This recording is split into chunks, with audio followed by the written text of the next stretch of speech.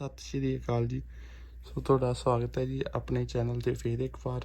ਸੋ ਅੱਜ ਦੀ ਵੀਡੀਓ ਆਪਾਂ ਗੱਲ ਕਰਾਂਗੇ 2017 ਮਾਡਲ ਦੀ ਅਕੋਰਡ ਆਈ ਹੈ ਆਪਣੇ ਕੋਲੇ। ਇਹਦੀਆਂ ਰੀਅਰ ਦੀਆਂ ਬ੍ਰੇਕਾਂ ਆਵਾਜ਼ ਕਰ ਰਹੀਆਂ ਤੇ ਬ੍ਰੇਕ ਵੀ ਘੱਟ ਲੱਗ ਰਹੀ ਹੈ ਤੇ ਪਾਰਕਿੰਗ ਬ੍ਰੇਕ ਮਤਲਬ ਜੋ ਹੈਂਡ ਬ੍ਰੇਕ ਆ ਉਹ ਲੱਗ ਹੀ ਨਹੀਂ ਰਹੀ। ਸੋ ਤੁਸੀਂ ਆਵਾਜ਼ ਸੁਣ ਸਕਦੇ ਆ ਹੁਣ।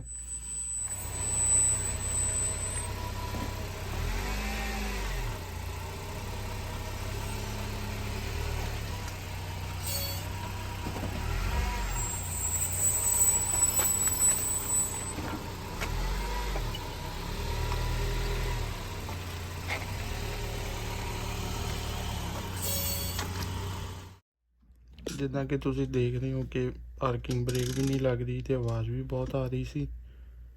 ਤੇ ਆਪਾਂ ਸਟਾਰਟ ਕਰਾਂਗੇ। ਪਹਿਲਾਂ ਇਹਨਾਂ ਨੂੰ ਲੂਜ਼ ਕਰਕੇ ਬੋਲਟ ਨੂੰ ਤੇ ਦੋਵੇਂ ਪਾਸੇ ਦੇ ਵੀਲ ਚੌਕ ਕਰਕੇ ਜੈਕ ਲਗਾ ਕੇ ਤੇ ਗੱਡੀ ਦੇ ਦੋਨੋਂ ਸਾਈਡ ਆਪਾਂ ਹੁਣ ਜੈਕ ਸਟੈਂਡ ਲਾਵਾਂਗੇ। ਜੈਕ ਸਟੈਂਡ ਲਾਉਣ ਤੋਂ ਬਾਅਦ ਆਪਾਂ ਵੀਲ ਨੂੰ ਖੋਲਾਂਗੇ, ਸਾਰੇ ਅਲੱਗ ਨਾਲ ਰਿਮੂਵ ਕਰਕੇ ਜਿਹੜਾ ਵੀਲ ਹੈ ਉਹਨੂੰ ਗੱਡੀ ਦੇ ਥੱਲੇ ਰੱਖ ਦਾਂਗੇ।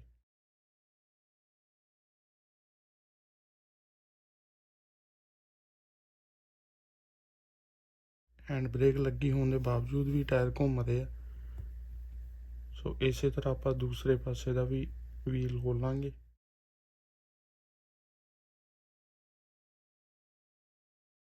हुण आप जो ब्रेक कैलीपर आ उन्होंने आप रिमूव करांगे। उहदे लई दो ब्रेक कैलीपर के बोल्ट रिमूव करके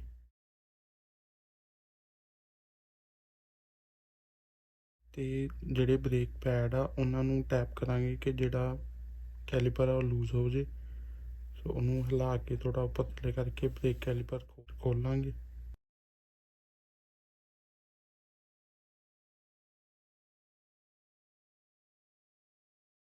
ब्रेक कैलीपर उतर चुका जी।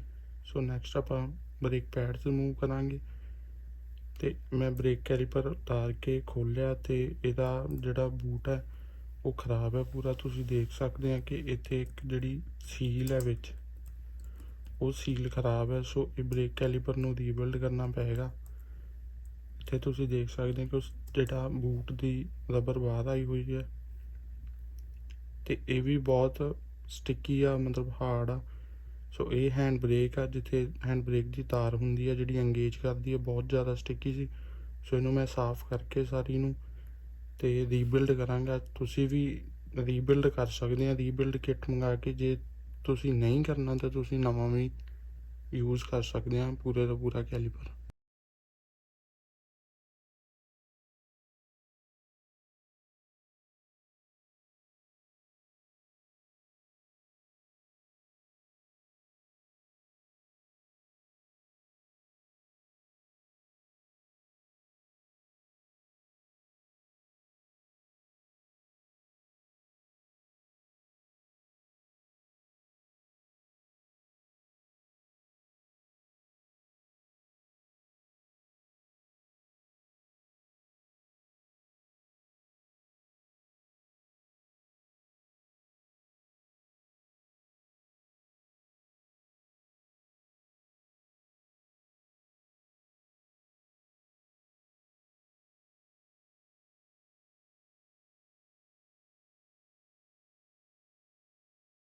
हुण सारी साफ सफाई हो चुकी है। सो जिहड़ी इनर सील आ नवी मंगाई हुई वो पावांगे।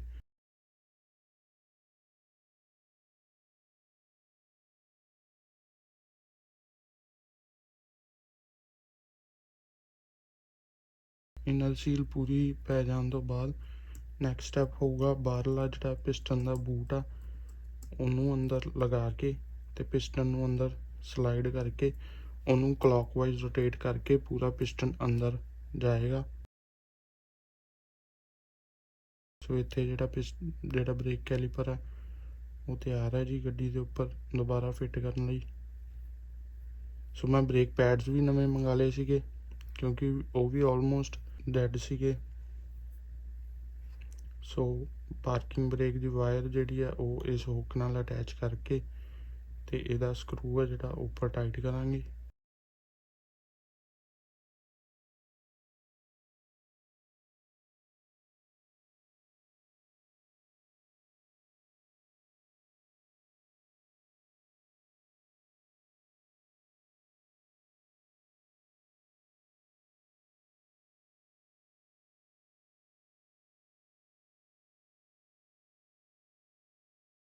ਨੈਕਸਟ ਆਪਾਂ ਜੋ ਬ੍ਰੇਕ ਕੈਲੀਪਰ ਬ੍ਰੈਕਟ ਆ ਉਹਨੂੰ ਉੱਪਰ ਲਗਾ ਕੇ ਟਾਈਟ ਕਰਾਂਗੇ।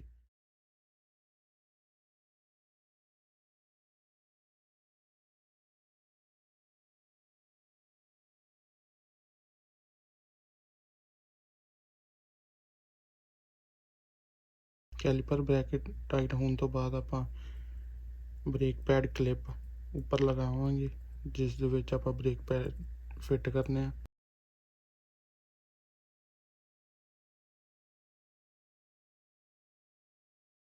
ਬ੍ਰੇਕ ਪੈਡ ਹੋਣ ਤੋਂ ਬਾਅਦ ਇਹ ਨਵੇਂ ਬ੍ਰੇਕ ਪੈਡ ਹੈ, ਸੋ ਇਹ ਜੋ ਦੇਖ ਰਹੀ ਸੀ ਕਲਿੱਪ ਲੱਗਾ ਹੋਇਆ ਉੱਪਰ ਬ੍ਰੇਕ ਪੈਡ ਦੇ, ਇਹ ਹਮੇਸ਼ਾ ਇਨਸਾਈਡ ਜਾਂਦਾ ਵਾ।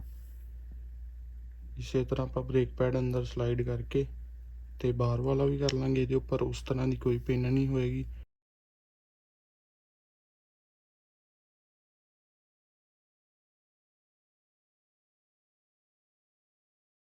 ਹੁਣ ਆਪਾਂ ਜਿਹੜਾ ਕੈਲੀਪਰ ਦੀ ਬ੍ਰੇਕ ਲਾਈਨ ਆ ਜਿਹਦੇ ਵਿੱਚ ਦੀ ਆਇਲ ਆਉਂਦਾ, ਬ੍ਰੇਕ ਆਇਲ, ਉਹ ਆਪਾਂ ਕੈਲੀਪਰ ਦੇ ਨਾਲ ਅਟੈਚ ਕਰਕੇ ਇਹਨੂੰ ਕੈਲੀਪਰ ਨੂੰ ਬ੍ਰੈਕਟ ਦੇ ਉੱਪਰ ਟਾਈਟ ਕਰਾਂਗੇ।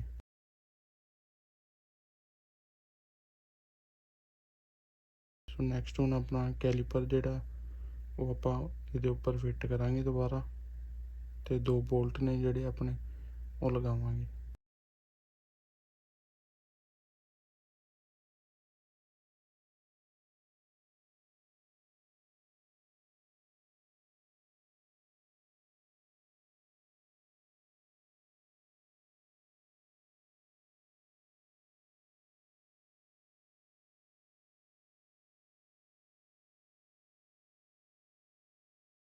ਸੋ ਤੁਸੀਂ ਜੋ ਕੈਲੀਪਰ ਸਲਾਈਡ ਪਿਨ ਹੈ ਉਹਨੂੰ ਇੱਕ ਰੈਂਚ ਨਾਲ ਹੋਲਡ ਕਰਕੇ, ਸੋ ਕਿ ਉਹ ਘੁੰਮ ਕੇ ਡੈਮੇਜ ਨਾ ਹੋ ਜੇ ਉਹਦਾ ਬੂਟ, ਤੇ ਕੈਲੀਪਰ ਨੂੰ ਪੂਰਾ ਟਾਈਟ ਕਰ ਲੈਣਾ ਦੋਨੋਂ ਉੱਪਰ ਐਂਡ ਥੱਲੇ।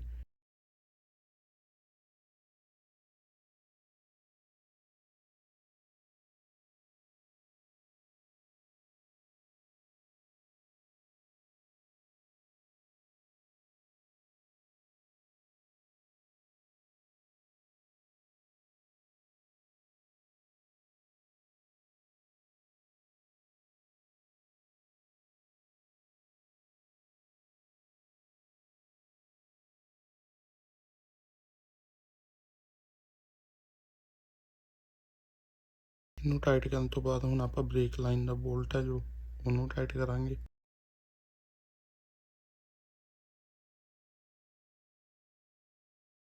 ਨੈਕਸਟ ਸਟੈਪ, ਜੋ ਬਲੀਡਰ ਸਕਰੂ ਆ ਉਹਦਾ ਹੀ ਰਬਰ ਕੈਪ ਰਿਮੂਵ ਕਰਕੇ ਬਲੀਡਰ ਸਕਰੂ ਨੂੰ ਆਪਾਂ ਲੂਜ਼ ਕਰਾਂਗੇ।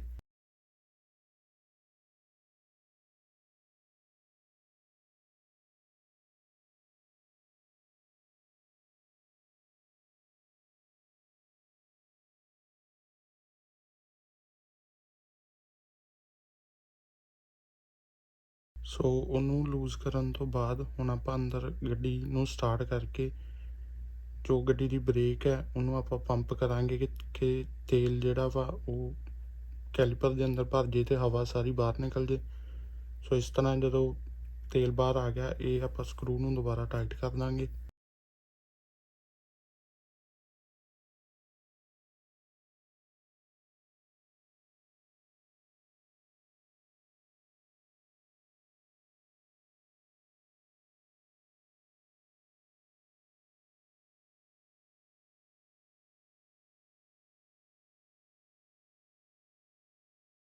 ਬਲੀਡਰ ਸਕਰੂ ਟਾਈਟ ਕਰਨ ਤੋਂ ਬਾਅਦ ਮੇਕ ਸ਼ੋਰ ਕਿ ਤੁਸੀਂ ਇਹਦਾ ਜਿਹੜਾ ਰਬਰ ਕੈਪ ਉੱਪਰ ਲਗਾ ਰਹੇ ਹੋ, ਕਿਉਂਕਿ ਨਹੀਂ ਤਾਂ ਫਿਊਚਰ ਦੇ ਵਿੱਚ ਇਹਨੂੰ ਰਸਟ ਪੈ ਕੇ ਫਿਰ ਇਹ ਪੂਰਾ ਕੈਲੀਪਰ ਜਿਹੜਾ ਉਹ ਖਰਾਬ ਹੋ ਜਾਏਗਾ। ਹੁਣ ਆਪਾਂ ਪਾਰਕਿੰਗ ਬ੍ਰੇਕ ਲਗਾ ਕੇ ਚੈੱਕ ਕਰ ਰਹੇ ਹਾਂ ਕਿ ਵਧੀਆ ਮੂਵ ਹੋ ਰਿਹਾ ਉਹਦਾ ਜੋ ਪਿਸਟਨ ਹੈ। ਇੱਥੇ ਤੁਸੀਂ ਚੈੱਕ ਕਰ ਸਕਦੇ ਹੋ। ਮੈਂ ਦੂਸਰੀ ਤਰਫ ਦਾ ਵੀ ਸੇਮ ਪ੍ਰੋਸੈਸ ਕੀਤਾ ਤੇ ਹੁਣ ਆਪਾਂ ਗੱਡੀ ਦੇ ਉੱਪਰ ਚੈੱਕ ਕੀਤਾ, ਕੋਈ ਨੋਇਸ ਨਹੀਂ ਹੈ, ਕੋਈ ਕੁਛ ਨਹੀਂ ਹੈ, everything is good. So if you find this video helpful, please like, share and subscribe. For any query, please comment down. Thank you.